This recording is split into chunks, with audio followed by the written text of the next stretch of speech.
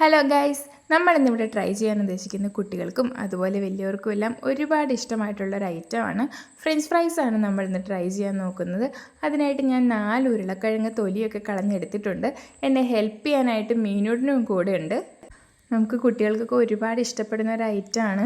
അത് നമുക്ക് 2 രീതിയിൽ ചെയ്യാം. ഓവനിലാണെങ്കിലും അല്ലെങ്കിൽ എണ്ണയിൽ പൊരിച്ചിട്ടാണെങ്കിലും എടുക്കാം.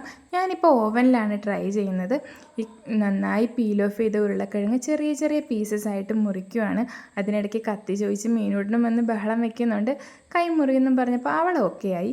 പിന്നെ ഇതുപോലെ ചെറിയ ചെറിയ പീസസായി ഉരുളക്കിഴങ്ങ് മുറിച്ചെടുത്തു. ഈ മുറിച്ചെടുത്ത ഉരുളക്കിഴങ്ങ് പച്ചവെള്ളത്തിൽ നമുക്ക് നന്നായിട്ടൊന്ന് കഴുകിയെടുക്കണം. ഉരുളക്കിഴങ്ങിൻ്റെ സ്റ്റാർച്ചും അതുപോലെ എന്തെങ്കിലും അഴുക്ക് കാര്യങ്ങളുണ്ടെങ്കിൽ അത് പോകാൻ വേണ്ടിയിട്ടാണ് അങ്ങനെ ചെയ്യുന്നത്. ഞാനിവിടെ ഉരുളക്കിഴങ്ങ് കഴുകുന്നതിന് തൊട്ട് മുമ്പ് തന്നെ ഒരു പാത്രത്തിൽ കുറച്ച് വെള്ളം ഒന്ന് തിളപ്പിക്കാൻ വെച്ചിട്ടുണ്ട്. നമ്മുടെ കഴുകിയ ഉരുളക്കിഴങ്ങ് ആ വെള്ളത്തിലിട്ട് കറക്റ്റ് 5 മിനിറ്റ് കഴിയുമ്പോൾ ഓഫാക്കി പിന്നെ വേണം അടുത്ത പരിപാടിയിലേക്ക് നമുക്ക് കിടക്കാൻ. അപ്പം നമുക്ക് ജസ്റ്റ് നന്നായി കഴുകിയെടുത്ത ഉരുളക്കിഴങ്ങ് ആ വെള്ളത്തിലേക്ക് ഇട്ടാലോ. വെള്ളത്തിൽ ഇട്ടാൽ നമ്മൾ കറക്റ്റ് 5 മിനിറ്റിൽ തന്നെ ഫ്ലെയിം ഓഫ് ചെയ്യാൻ നോക്കണം. ഫ്ലെയിം ഓഫ് ചെയ്ത് എഗെയിൻ അതൊന്ന് പച്ചവെള്ളത്തിൽ കഴുകുകയും ചെയ്യണം. കാരണം ഓവർ കുക്ക്ഡ് ആയിപ്പോയാൽ നമ്മൾ ഉദ്ദേശിച്ച പോലെ ഫ്രൈ ചെയ്ത് കിട്ടത്തില്ല. സോ അതുകൊണ്ട് മറന്നു പോകുന്നുള്ളവരാണെങ്കിൽ ഫോണിൽ ടൈം വെച്ചിട്ടാണെങ്കിലും കറക്റ്റ് 5 മിനിറ്റ്സിൽ തന്നെ ഫ്ലെയിം ഓഫ് ചെയ്യാൻ ശ്രദ്ധിക്കേണ്ടതാണ്. ഞാനിപ്പോൾ ഫ്ലെയിമൊക്കെ ഓഫ് ചെയ്ത് ആ ഉരുളക്കിഴങ്ങ് ഒരു നല്ല വൃത്തിയുള്ള തുണിയിലേക്ക് ഇങ്ങനെ വിരിക്കുവാണ്.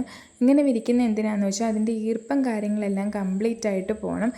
ഈർപ്പമൊക്കെ പോയാൽ മാത്രമേ നമുക്ക് നല്ല രീതിയിൽ റിസൾട്ട് കിട്ടുകയുള്ളൂ. ഇനി നമുക്ക് വേണ്ടത് ഒരു ബൗൾ എടുത്തിട്ട് അതിലേക്ക് 1 സ്പൂൺ അരിപ്പൊടിയും അതുപോലെ തന്നെ 1 സ്പൂൺ കോൺഫ്ലവറും ഇട്ട് ഒരു ശകലം മഞ്ഞൾപ്പൊടിയും കൂടി ഇട്ട് നന്നായിട്ട് കുറച്ച് വെള്ളം ഒഴിച്ചൊന്ന് മിക്സ് ചെയ്യുക.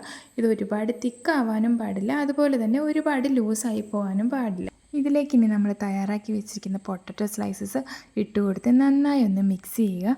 മിക്സ് ചെയ്തിട്ട് ഓവൻ ഈ ടൈമിലൊന്ന് 2 മിനിറ്റ്സ് പ്രീ ഹീറ്റ് ചെയ്യാൻ വെക്കണം. പ്രീ ഹീറ്റ് ചെയ്യാൻ വെച്ചിട്ട് കറക്റ്റ് 10 മിനിറ്റ്സിലൊന്ന് ഗ്രില്ല് ചെയ്തെടുത്താൽ മതി.